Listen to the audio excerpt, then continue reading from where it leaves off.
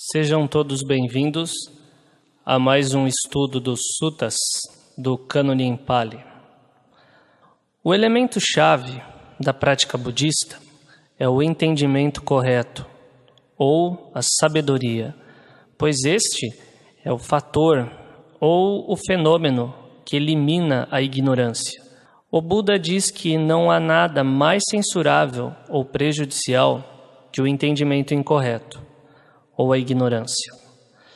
A ignorância encabeça a origem dependente, ou a origem do sofrimento. A origem dos 5 agregados, ou individualidade, é o desejo. Porém, esse desejo e apego se mantém devido ao entendimento incorreto, pois não vemos como na realidade são esses 5 agregados. Porém, quando há tranquilidade, a concentração surge com facilidade. E quando há insight, surge naturalmente a sabedoria. No Mahasalayatanika, que é o Madhyama Nikaya número 149, o Buda diz que a tarefa da 4ª nobre verdade é o desenvolvimento. E ele diz que é o desenvolvimento de tranquilidade e insight. A 1ª nobre verdade é a tarefa da completa compreensão. A completa compreensão dos 5 agregados, ou a completa compreensão, parinha, em Pali, do sofrimento. A 2ª nobre verdade é a tarefa do abandono, o abandono do desejo. O desejo pelos 5 agregados, ou desejo sensual e desejo por ser, existir. A 3ª nobre verdade é a tarefa da realização, satikirya, a realização do imortal, nibbana, que seria justamente a realização do verdadeiro conhecimento e a libertação. Portanto, as 4 nobres verdades acabam sendo sequenciais, desenvolvendo o caminho, ou a 4ª nobre verdade, a compreensão, a 1ª nobre verdade. Quando há compreensão, há o abandono, ou o desapego, que seria a 2ª nobre verdade. E quando há o desapego, há a libertação e o verdadeiro conhecimento, nibbana, ou seja, a 3ª nobre verdade. Então, dando início à leitura do grande discurso para Malunkhya, que é o Madhyama Nikaya 64, assim ouvi. Em certa ocasião, o abençoado estava em Savatthi, no bosque de Jeta, no parque de Anathapindika. Lá ele se dirigiu aos bhikkhus assim: Bhikkhus, venerável Senhor, eles responderam. O abençoado disse o seguinte: Bhikkhus, vocês se recordam dos 5 primeiros grilhões, tal como ensinado por mim? Quando isso foi dito, o venerável Malunkhya Putta respondeu: Venerável Senhor, eu me recordo dos 5 primeiros grilhões, tal como ensinado pelo abençoado. Os 5 primeiros grilhões são também chamados de grilhões inferiores, porque levam ao renascimento no reino da esfera sensual. Eles são erradicados de forma completa apenas pelo que não retorna, Anagami em Pali. Voltando ao Sutta. Mas, Malunkhya Putta, de que forma você se recorda dos 5 primeiros grilhões, tal como ensinado por mim? Venerável Senhor, eu me recordo da ideia da existência de um eu, como um grilhão ensinado pelo abençoado. Eu me recordo da dúvida, como um grilhão ensinado pelo abençoado. Eu me recordo do apego a preceitos e rituais. Eu me recordo do desejo sensual. Eu me recordo da má vontade, como um grilhão ensinado pelo abençoado. Malunkhya Putta, você se recorda para quem eu ensinei esses 5 primeiros grilhões dessa forma? A pergunta surge: quando o Buda perguntou sobre os grilhões e o bhikkhu respondeu se referindo aos grilhões, por que o Buda criticou a sua resposta? A razão é que Malunkyaputta tinha a ideia de que uma pessoa é aprisionada pelos grilhões apenas naquelas ocasiões em que eles a atacam, enquanto que em outras ocasiões ela não estaria aprisionada por eles.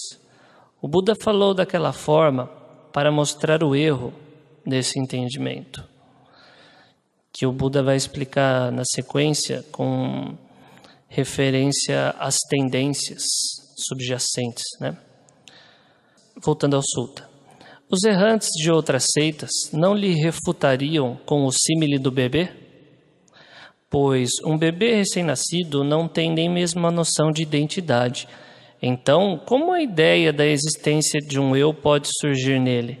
No entanto, a tendência subjacente à ideia da existência de um eu está nele. Com respeito aos anusayas, ou as tendências subjacentes, veja o Madhyama Nikaya 44, nota 15 dos comentários. Nos comentários, as impurezas são identificadas como ocorrendo em 3 níveis. Nível Anusaya, no qual elas permanecem como inclinações latentes na mente. Nível Pariyutthana, onde elas surgem para obcecar e escravizar a mente. E nível Vitikama, onde elas causam as ações corporais e verbais prejudiciais. O ponto da crítica do Buda é que os grilhões, mesmo quando não se convertem em manifestações ativas, continuam a existir no nível Anusaya, enquanto não forem erradicados pelos caminhos supramundanos. Voltando ao Sutta, um bebê recém-nascido não tem nem mesmo a noção de ensinamentos. Então, como a dúvida com respeito aos ensinamentos pode surgir nele? No entanto, a tendência subjacente à dúvida está nele. Um bebê recém-nascido não tem nem mesmo a noção de regras. Então, como o apego a preceitos e rituais pode surgir nele? No entanto, a tendência subjacente ao apego a preceitos e rituais está nele. Um bebê recém-nascido não tem nem mesmo a noção de prazeres sensuais. Então, como o desejo sensual pode surgir nele? No entanto, a tendência subjacente ao desejo sensual está nele. Um bebê recém-nascido não tem nem mesmo a noção de seres. Então, como a má vontade em relação aos seres pode surgir nele? No entanto, a tendência subjacente à má vontade está nele. Os errantes de outras seitas não lhe refutariam com esse símile do bebê?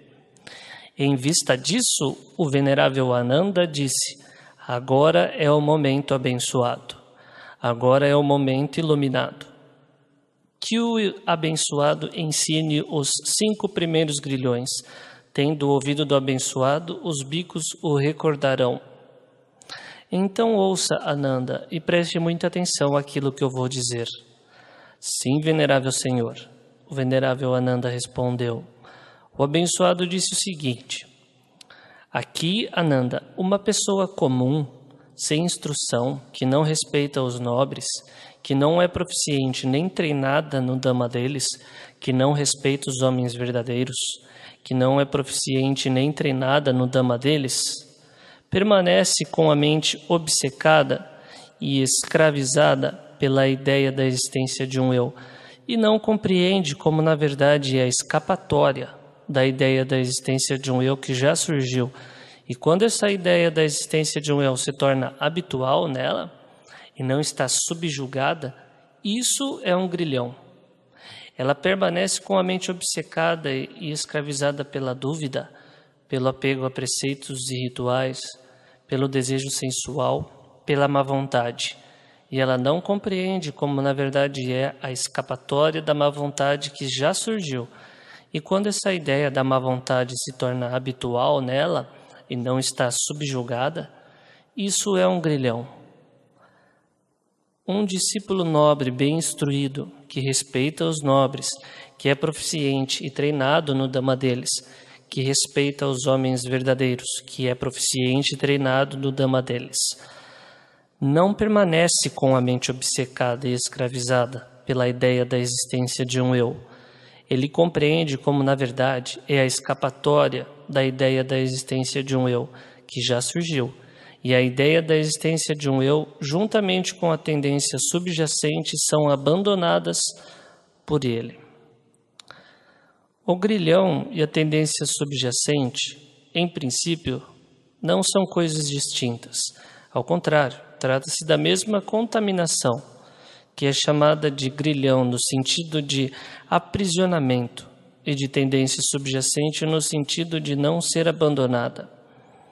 Voltando ao sutta, ele não permanece com a mente obcecada e escravizada pela dúvida, pelo apego a preceitos e rituais, pelo desejo sensual, pela má vontade.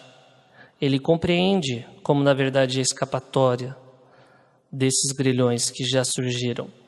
E a má vontade, juntamente com as tendências subjacentes, são abandonadas por ele. Existe um caminho, Ananda, uma prática para o abandono dos 5 primeiros grilhões, mas alguém que não venha por esse caminho, para essa prática, possa compreender ou ver ou abandonar esses 5 primeiros grilhões, isso não é possível. É como se houvesse uma grande árvore com seu cerne. Não seria possível que alguém pudesse cortar o cerne sem cortar a casca e o alburno. Da mesma forma, existe um caminho. Existe um caminho, Ananda, uma prática para o abandono dos 5 primeiros grilhões. E alguém que venha para este caminho, para essa prática, possa compreender ou ver ou abandonar esses 5 primeiros grilhões, isso é possível. É como se houvesse uma grande árvore com o seu cerne. Seria possível que alguém pudesse cortar o cerne, cortando a casca e o alburno. Da mesma forma, existe um caminho.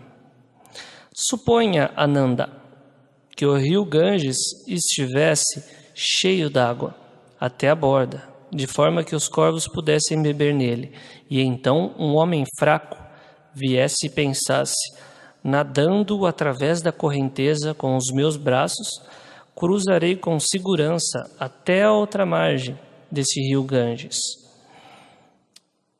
Esse símile das margens, do homem que nada através do rio até a outra margem, é um contraste com relação a Nibbana. O lado da margem em que os seres estão é justamente Sansara.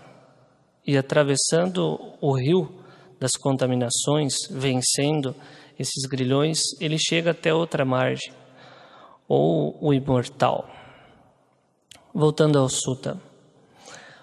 O homem forte viesse e pensasse: nadando através da correnteza, com os meus braços cruzarei com segurança até outra margem deste rio Ganges. E ele seria capaz de cruzar até outra margem com segurança.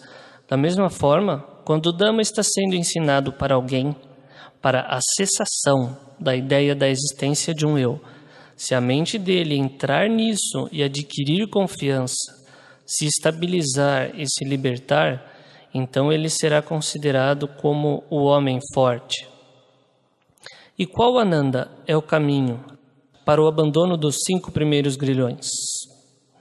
Aqui, um bico afastado das aquisições, com o abandono dos estados prejudiciais, com a completa tranquilização da resistência corporal, afastado dos prazeres sensuais, afastado das qualidades não hábeis, entra e permanece no primeiro jhana, que é caracterizado pelo pensamento aplicado e sustentado, com o êxtase e felicidade nascidos do afastamento.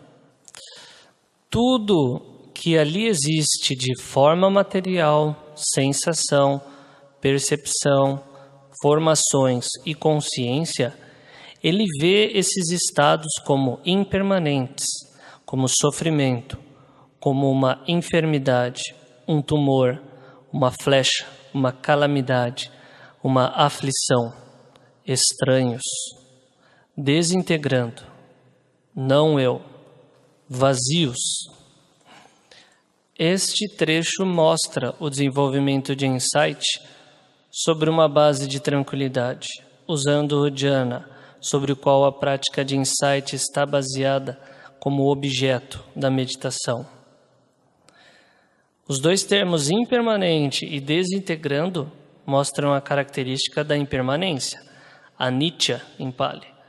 Os três termos estranhos, vazios e não eu, mostra a característica de não eu, anatta em Pali.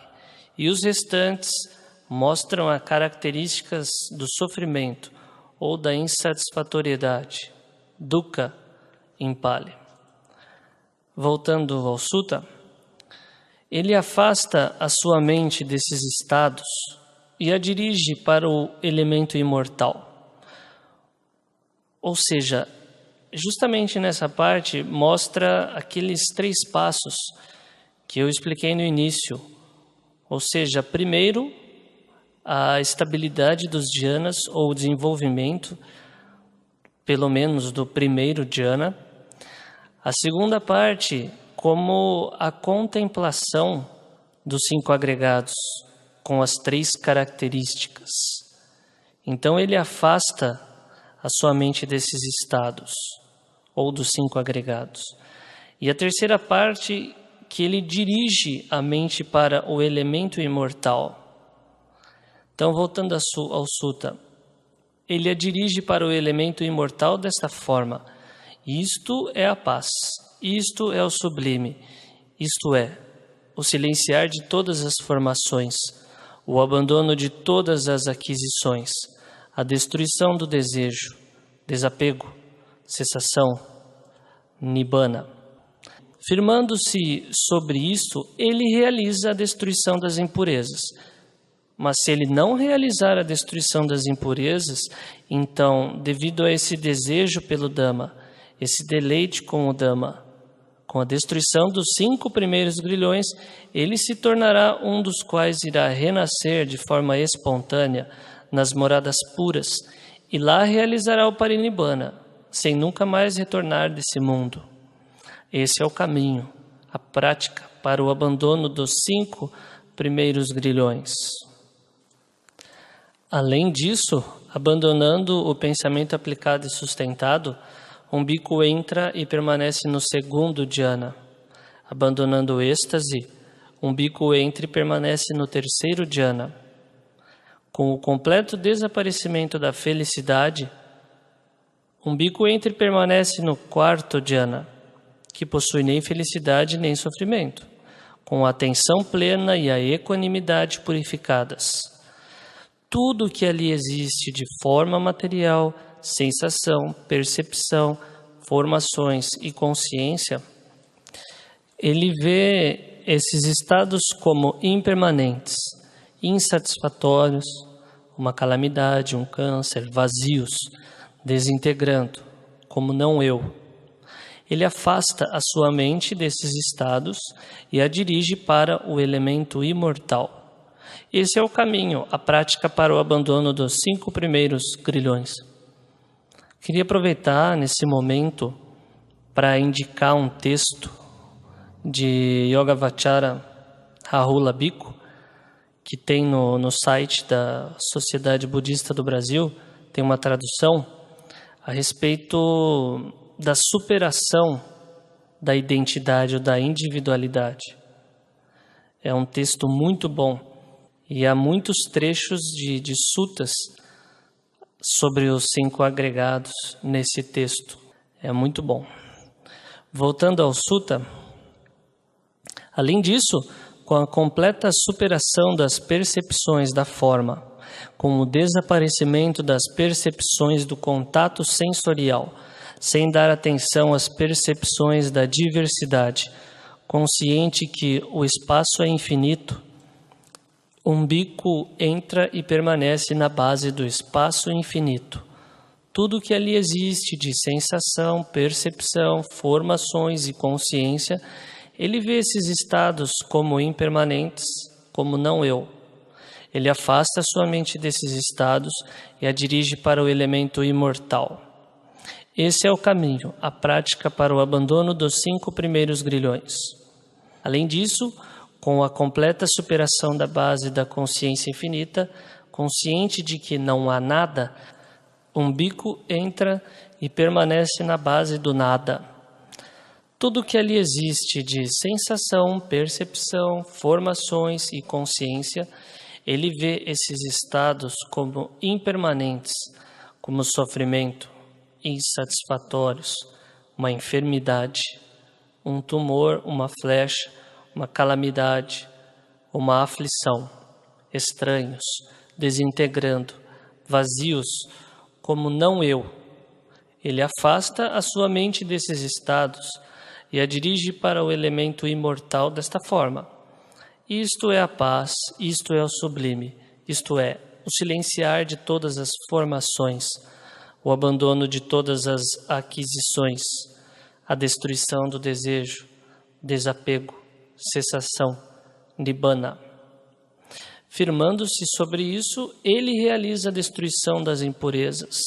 Mas se ele não realizar a destruição das impurezas, então, devido a esse desejo pelo Dhamma, com a destruição dos 5 primeiros grilhões, ele se tornará um dos que irá renascer de forma espontânea nas moradas puras, e lá realizará o Parinibbana, sem nunca mais retornar daquele mundo. Esse é o caminho, a prática, para o abandono dos 5 primeiros grilhões. Venerável Senhor, se esse é o caminho, a prática, para o abandono dos 5 primeiros grilhões, então como é que alguns bhikkhus dizem obtiveram a libertação da mente e alguns dizem que obtiveram a libertação através da sabedoria? A diferença, Ananda, está nas faculdades deles. Então, o comentário explica: entre aqueles que adotam o caminho da tranquilidade, um bhikkhu que enfatiza a unificação da mente, a concentração, se diz que ele obtém a libertação da mente. Outro que enfatiza a sabedoria ou cultivo de insight, se diz que ele obtém a libertação através da sabedoria. Os 2 principais discípulos do Buda alcançaram o estado de Arahant, enfatizando ambos, a tranquilidade e o insight.